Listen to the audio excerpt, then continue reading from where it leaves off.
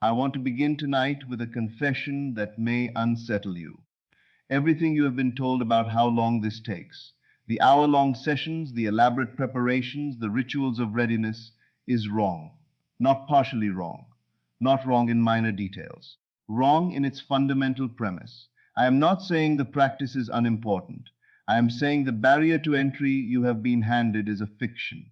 And that fiction has cost you more than you know, not in years of wasted effort, but in years of postponed living. Years spent waiting until you felt ready, until the room was quiet enough, until you had accumulated sufficient spiritual worthiness to knock on the door of your own life. Here is what is actually true. You need 5 seconds. That is the whole of it. 5 seconds, and the willingness to use them without ceremony. I hear the objection already. Surely something this powerful must require more.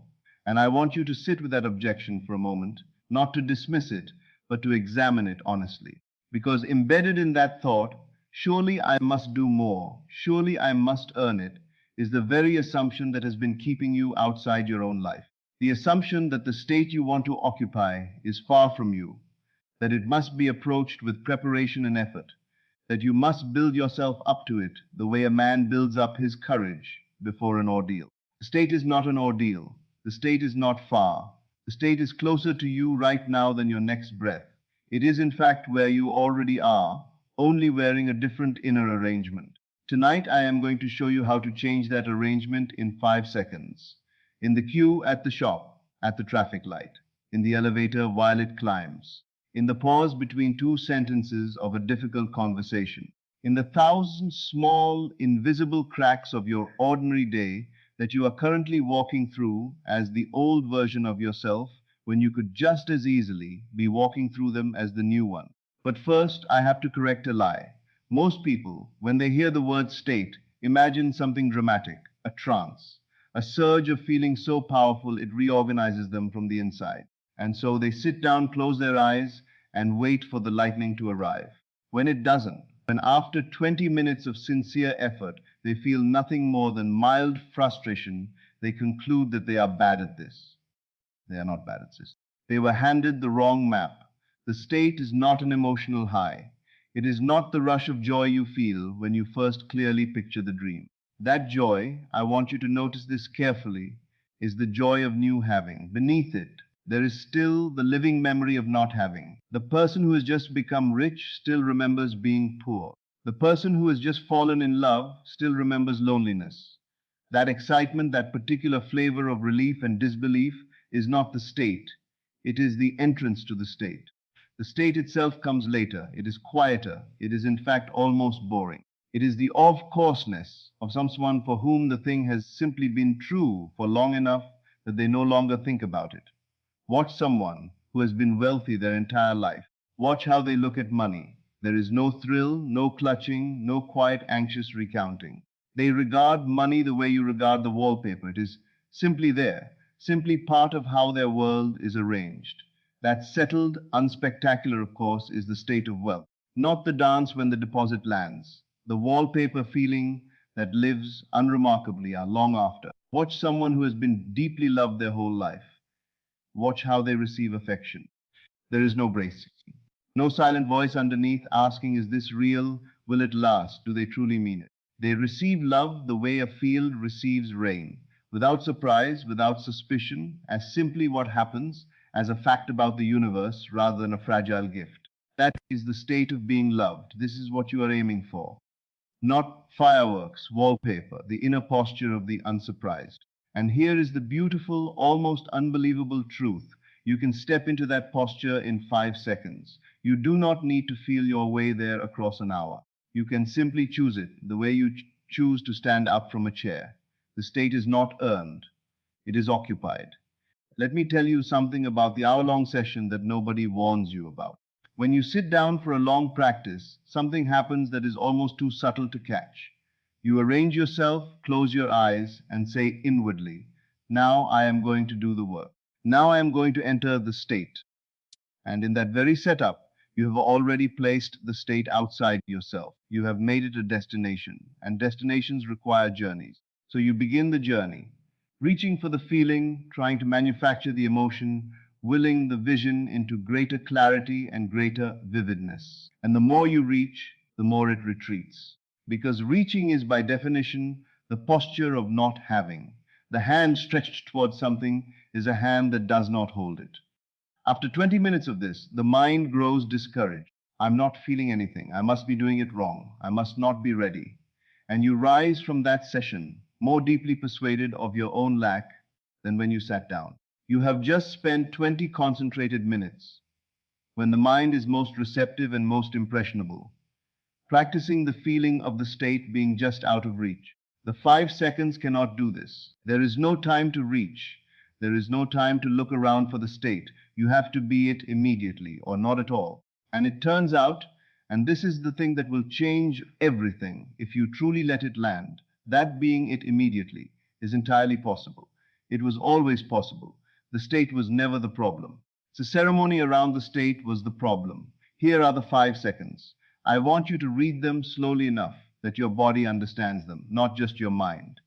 1. Stop.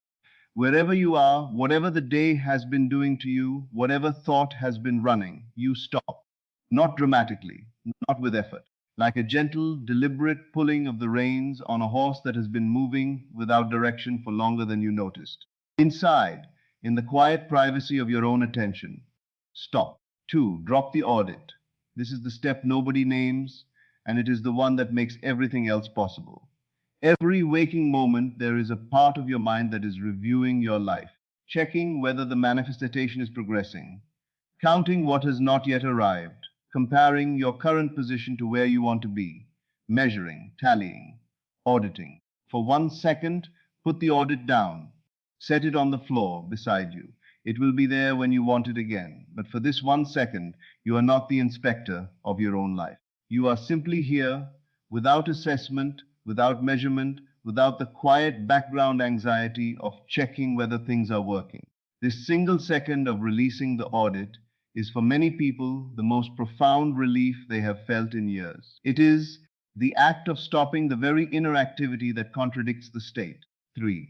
Choose a version. Bring to mind, without effort, without construction, without forcing detail, the version of you for whom the thing is already true, not the version striving toward it, not the version hoping it might happen, the version who already has it, who already lives there, already loves them, already earns that, already feels that at ease in their own skin. You do not need to build a scene. You do not need a full visualization with colors and sounds and precise particulars. You only need to touch that version of you, the way you might briefly touch the shoulder of a friend across a crowded room. Just acknowledge them. That one. That is who I am. 4. Take their posture. This is the most important second of the 5, and it is the one most often skipped. The state is not only a thought, the state is a carriage. The person who has always had money carries themselves differently than the person who is anxious about money. The person who is deeply loved carries themselves differently than the person who is waiting to be chosen. The healed person, the free person, the confident person. Each one has a way of inhabiting their own body, a quality of breath, a way of holding the chest, a way of looking at the world that is specific and real and entirely available to you in a single breath. Take it, not as a performance for an audience, as a private decision made between you and the law. Wear that carriage the way you settle into a familiar coat. 5. Walk on. Do not stay. Do not close your eyes and congratulate yourself. Do not begin monitoring whether you are doing it correctly. Take the posture, that quiet of coarseness, and carry it into the very next moment of your life, into the next sentence, the next email, the next exchange. There is no line between the practice and the rest of your day. The practice is your day. The 5 seconds was not a break from your life. It was a correction of it. Stop. Drop the audit. Choose the version. Take their posture. Walk on. Do it now if you like, between this paragraph and the next. Do not save it for later. There is no later with more inherent value than this moment. 5 seconds done once is a small shift, real but small. 5 seconds done 30 times in a day is a quiet revolution. Most people approach this practice the way they approach a weekly meeting with an important colleague. One session in the morning or one session before sleep, conducted with sincerity and intention. and then 23 hours of living from the old state. They give the law one clear instruction and 50 contradictions, and then they wonder why the results are inconsistent. What if you inverted that? What if, instead of one long session and a contaminated day, you had a clean day woven through with 30 small returns to the new state? What if every red light, every kettle, every doorway you step through, every moment your hand reaches for your phone? What if each of those ordinary moments became a doorway back into the version of yourself who already has it? What you would have by the end of that day is not a life that has been visited by the new state. You would have a life saturated by it. And the law, that faithful, indifferent, exact mirror, would be receiving not mixed messages but a single clear, repeated transmission. This is who I am now. This is what is true now. This is how my life is. And it would begin to reorganize the outer world accordingly. I want to give you a practical architecture, because this teaching is not abstract and should not be treated as such. Choose three things in your day that already happen, events that occur without your having to remember them. The kettle boiling, the red light, the moment your feet touch the floor in the morning, the moment you wash your hands. Whichever three belong to the ordinary rhythm of your particular life, attach the 5 seconds to those anchors. Every kettle, 5 seconds. Every red light, 5 seconds. Every time you wash your hands, 5 seconds. Not as a burdensome obligation, not as a duty you perform anxiously. As a brief, private, almost playful correction of your inner climate. Oh, here I am. Let me step back into who I am. Within a week, 3 anchors become 5.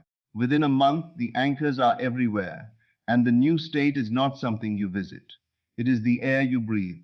And then quietly, with less fanfare than you expected, the outer world begins to shift, because it has no other option when the inner world has been consistently, patiently, repeatedly held in a new configuration. I have watched people attempt this practice over many years, and I have watched the same few stumbles occur with enough regularity that I can name them precisely. The first, waiting for the feeling before taking the posture. The feeling does not precede the posture, it follows it. You do not feel wealthy and then carry yourself as wealthy. You carry yourself as wealthy, and the feeling arises from that carriage.